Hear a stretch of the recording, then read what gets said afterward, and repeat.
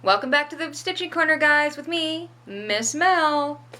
I'm going to show you today my WIP progress that I've made and kind of give you a little bit of an update on my challenge since we are now into July, so officially half the year has been over.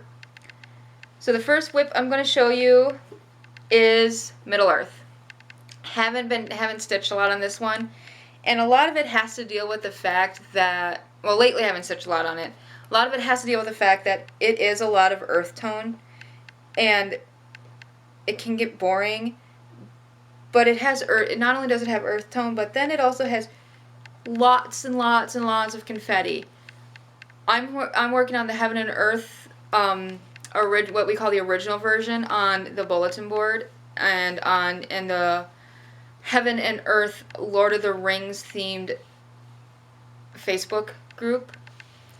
If you are a Heaven and Earth stitcher and you are doing Lord of the Rings patterns, anything Lord of the Rings themed, I will link below the Facebook group, and then you can join and you can share with us your progress photos. The only requirements of the group is that it is a Heaven and Earth pattern, and that it is Lord of the Rings themed. It doesn't have to necessarily be all of the same designer. Well, Matt Stewart has a lot of Lord of the Rings patterns, but there are some other ones out there that are not from any specific designer, except for the only designer we said is Heaven and Earth. So like this. This is considered Lord of the Rings because it is the Middle Earth map. It is the original one. When I first looked at this pattern on the website and I just looked at the color picture, I was like, oh, that one looks like it'd be a quick stitch. It doesn't, even though it's the BAP. That doesn't look like it would take that long to, it'd be that hard to stitch. It doesn't look like there's lots of confetti in it. But then when I downloaded the pattern and I printed it out and went, ew, I am so wrong. There is a ton of confetti. This is the most confetti chart I have worked on to date, and it drives me batty. There are days where I cannot even look at this chart. As you guys can see, I do have 2 page finishes. This is an accomplishment for me. This, on a BAP, on a Heaven and Earth BAP, 2 solid page finishes. Not like a half a page from one page and a half a page from another page. It is 2 solid page finishes. And I've started page 3 right up here. So a little bit into page 3. Like I said, it looks deceiving. It doesn't look like there would have been a lot of confetti, but yeah, lots of confetti. So that's all the farther I've gotten on this one. And because I started getting bored with this one, and I stitched in bed a couple of nights, and honestly, trying to stitch in bed with a Q-snap, this big Q-snap, because my Q-snap is an 11 by 17, it gets a little bulky, a little bit hard to handle. So I went through my WIP bucket and grabbed the Teresa, one of my Teresa Wentzlers, and it's the Celestial Dragon. And what I'm going to do is I'm going to put a picture here of what it looked like before I picked it back up right here.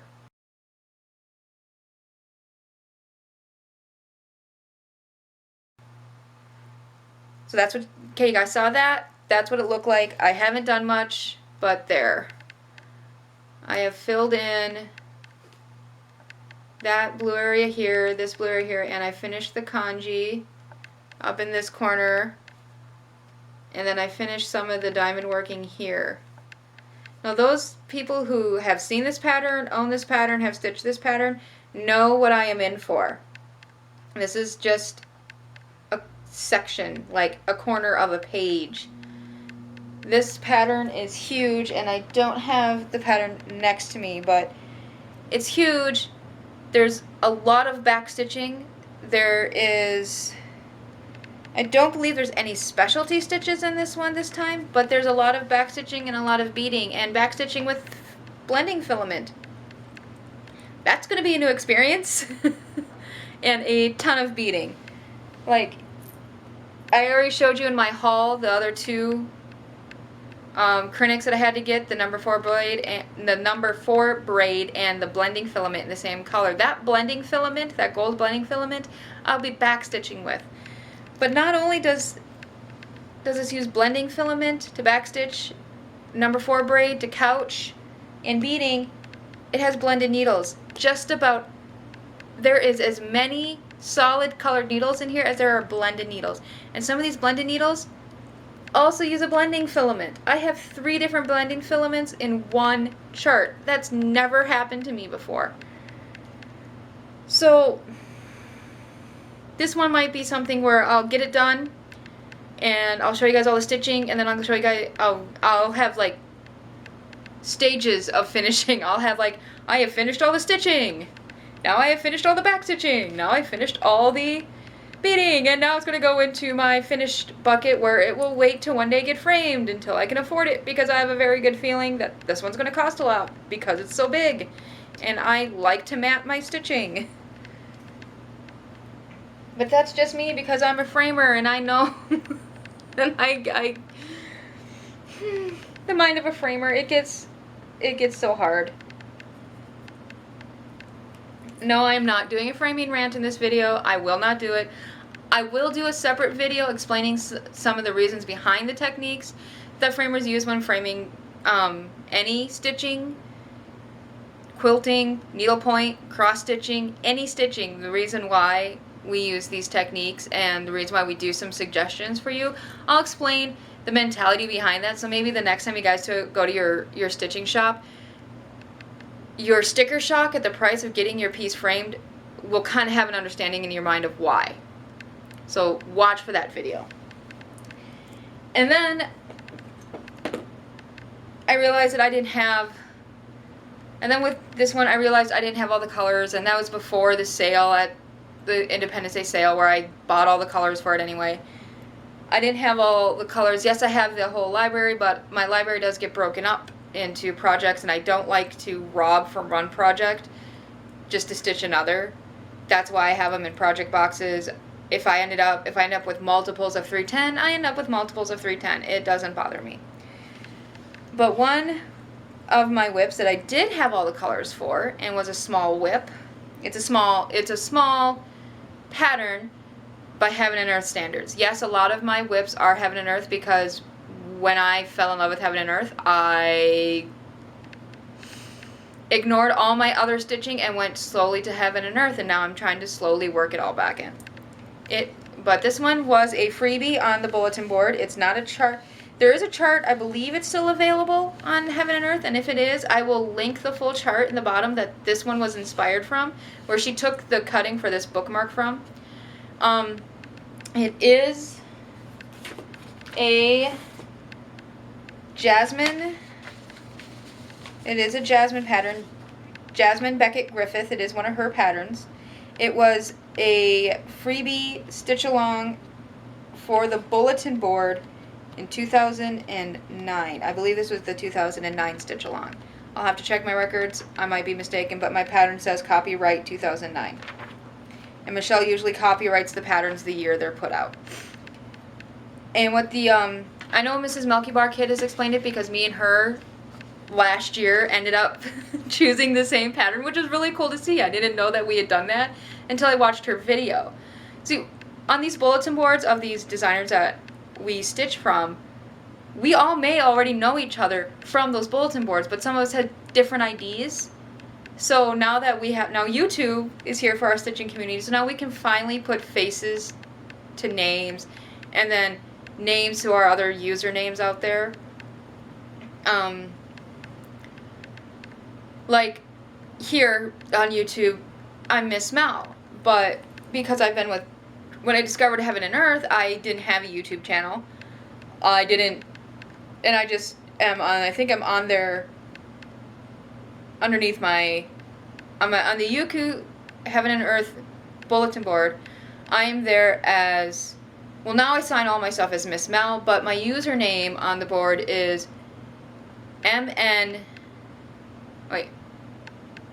sewing, all lowercase, sewing, MN capital, Mindy. MINDY lowercase. So I'll also put that below, so if you are looking for me on the boards, you can find me, especially on the Heaven and Earth board. I am also on the Teresa Wentzler Yuku board. I don't know how active that one is, because it's been a long time since I've checked in on it. And I think that's the only Yuku board I'm on. I think I might be on the lavender and lace one as well. I'll have to check. But I'll put that in the description box down below, my username on Yuku and all the boards that I'm on. Like I said, Miss Milky Bar Kid and me did the same bulletin board freebie stitch along last year, which happened to be Heather. And she showed hers, and it's gorgeous. I loved that pattern. It was the colors of the hair, the pinks and the hair is the reason why I chose that pattern. But this one I'm going to show you, this Mermaid of the Deep Story Keep, was another bulletin board stitch along, which was free, but was only available to those on the bulletin board. And I didn't finish it within that year. As many people know, when you join a stitch along, you have good hopes. You have high hopes. You know the song, I have high hopes. And then life kicks you in the butt. Big time. Life kicked me in the butt that year, and a lot of my stitching got abandoned because I was in school and I was trying to do a lot of, I think that was the year I was also trying to, like, I was a costume mistress, head costume mistress for a local theater company, and doing the Beauty and the Beast. I bit off way more than I can chew, and I think that's also the year too that I came down with H1N1. Lucky me. But here's the good news: now that I've already had H1N1, I'm immune to it. But it knocked me down, so all my stitching kind of got abandoned for that for a long period of time. But here's what I've been doing lately. Oh wait, I guess I should show you a picture of what it looks like before I picked it back up, and I'll put that here now.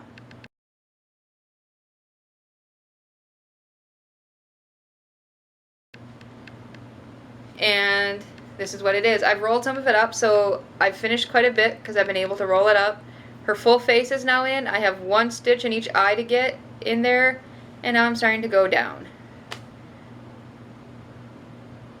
There it is, and she is going to look like that. And this one I am probably going to get, and this is one I'm giving to my mother when it's done. So I've been working on that again. So those are my 3 WIPs for the month of June. Now for my challenge, you all know that I finished Heather because I made a video on her finish. I haven't had any other finish yet, but that's because when I finished Heather, I took a week off of stitching, and then I jumped right into Middle Earth Map. And I think if I would have picked up another small chart, like if I would have went to a smaller chart than Middle Earth Map, I think I would have had another finish under my belt for the year. But I don't. So I'm going to do the best I can to get you know, a couple more finishes. Even if they're really small finishes, they're still finishes. And it'd be nice to have more than one finish in a year. And that way I won't feel so bad when January rolls around and I do the Mira stitch along. So there's, yep, those are the WIPs. Those are my progresses.